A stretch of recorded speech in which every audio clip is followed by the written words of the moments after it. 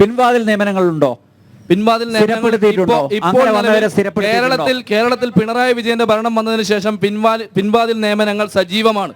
ആ പിൻവാതിൽ നിയമനങ്ങൾക്കെതിരെ സമരം ചെയ്തതിന്റെ പേരിലാണ് ഇവിടുത്തെ സ്ഥാനാർത്ഥി രാഹുൽ മാങ്കൂട്ടത്തിൽ UDFന്റെ നിലവിലത്തെ സ്ഥാനാർത്ഥി യൂത്ത് കോൺഗ്രസിന്റെ സംസ്ഥാന അധ്യക്ഷൻ ജയിൽവാസം ഉൾപ്പെടെ അനുഭവിക്കേണ്ടി വന്നത്. ഇവിടുത്തെ PSC അട്ടിമറിക്കുന്നതിനെതിരെ സമരം ചെയ്തതിന്റെ പേരിലാണ് ആദ്യം രാഹുൽ മാങ്കൂട്ടത്തിൽ ജയിൽവാസം ഉൾപ്പെടെ അനുഭവിക്കേണ്ടി വന്നത്. ഞാൻ ചോദിക്കുന്ന ഒരു ചോദ്യം ഇടതുപക്ഷത്തിന്റെ പ്രതിനിധി പറഞ്ഞല്ലോ, UDFന്റെ ഭരണകാലയളവിൽ ഉമ്മൻചാണ്ടി സർക്കാർ ഭരിക്കുമ്പോൾ ഇവിടെ 18 മാസത്തെ പെൻഷൻ ഇവിടെ മുടങ്ങിക്കിടന്നുവെന്ന് നിയമസഭാ രേഖ ഞാൻ ഹാജരാക്കി തരാം.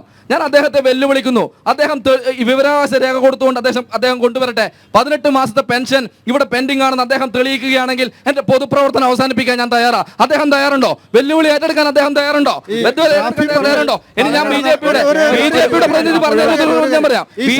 പ്രതിനിധി പറഞ്ഞ മറുപടിയും കൂടി ഞാൻ പറയാം.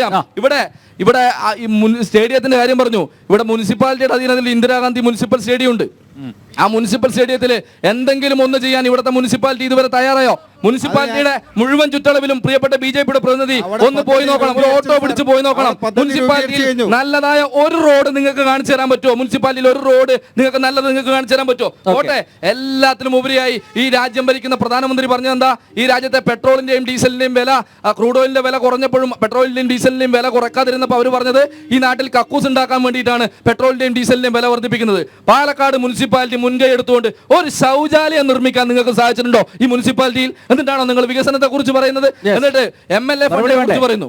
MLA ഫണ്ടിനെ കുറിച്ച് പറയുന്നു. MLA ഫണ്ടിന്റെ പരിമിതി എത്രയാണെന്ന് നിങ്ങൾക്കറിയാം. 5 കോടി രൂപയാണ് ഒരു വർഷം ഒരു MLA കിട്ടുന്നത്.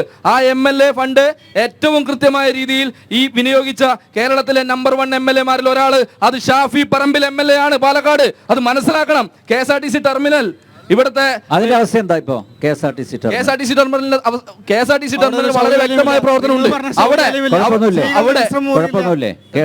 എന്താ പ്രശ്നം പറയട്ടെ? അവിടെ ശൗചാലയമില്ല, സ്ത്രീകളുടെ വിശ്രമ മുറിയില്ല, ബസ്സുകൾ റോഡിൽ നിർത്തണം. പാലക്കാടുള്ള ജനങ്ങൾ കയറി ഇറങ്ങുന്ന KSRTC ടെർമിനലിൽ ഒരു ശൗചാലയം ഇല്ല എന്ന് പറയുന്നത് മുനിസിപ്പാലിറ്റി ഭരിക്കുന്ന പാർട്ടിയുടെ ആളാണ് പറയുന്നത്. KSRTC ടെർമിനലിൽ ഒരു ശൗചാലയം ഇല്ല. ഒരു ശൗചാലയം നിർമ്മിക്കാൻ ഒരു നടത്താൻ പറ്റുന്നില്ല. അവിടെ മുനിസിപ്പാലിറ്റിയുടെ ശൗചാലയമുണ്ട്. MLA ഫണ്ടല്ലേ ചെലവഴിച്ചത്? ആ കൂട്ടത്തിൽ ഒരു ശൗചാലയം കൂടെ പണിത് കൊടുത്തപ്പോൾ ഫണ്ട് എങ്ങനെയാണ് ഉപയോഗിച്ചത് നിങ്ങൾക്കറിയോ? MLA ഫണ്ട് UDF ഭരണകാലത്ത് അതിന് ഫണ്ട് വെച്ചിട്ട് ആ പദ്ധതിയുടെ എക്സ്റ്റൻഷന് വേണ്ടി പിന്നീട് വന്ന ഇടതുപക്ഷ ഗവൺമെന്റ് ഒരു തരത്തിലുള്ള ഫണ്ടും അനുവദിക്കാതിരുന്നപ്പോൾ ഓരോ വർഷവും ഓരോ കോടി രൂപ പൂർണ്ണമായും MLA ഫണ്ടിൽ നിന്നും നീക്കിവെച്ചിട്ടാണ് ആ KSRTC ടെർമിനൽ അവിടെ നിയോഗിച്ചത്, അല്ല അവിടെ പൂർത്തിയാക്കിയത്.